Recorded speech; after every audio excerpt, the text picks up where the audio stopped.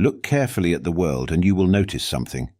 Almost everything speaks to the most immediate part of you. To desire, to fear, to the search for comfort, to the escape from discomfort. Eat. Distract yourself. Protect yourself. Don't strain too much. And be careful. I am not saying these things are wrong. Animals seek pleasure too. Animals avoid pain too. Animals seek shelter when something threatens them. Many then say, "It is natural." Yes, but do not confuse what is natural with what is merely immediate.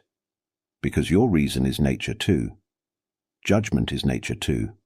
Self-command is nature too. The ability to stop while an impulse is pulling you also belongs to what you are.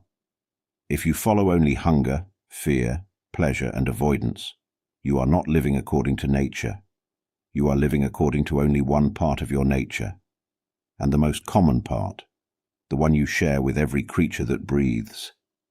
But you were not made only to feel. You were made also to examine what you feel, not only to desire, but to judge desire, not only to fear, but to question fear, not only to seek relief, but to ask whether that relief makes you freer or more dependent. Here many men are lost. They think they are caring for themselves when they satisfy every need, but often they are only feeding the part that shouts the loudest.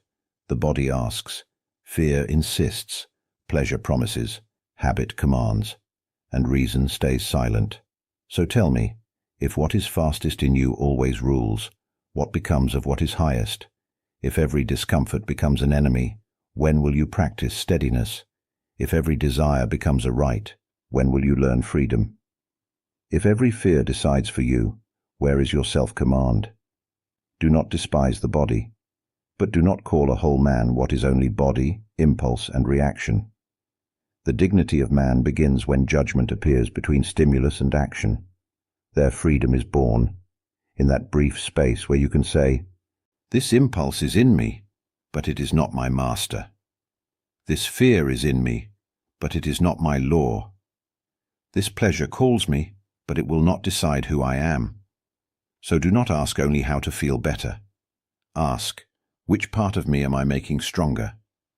This is where the difference begins between living like a creature being dragged and living like a man.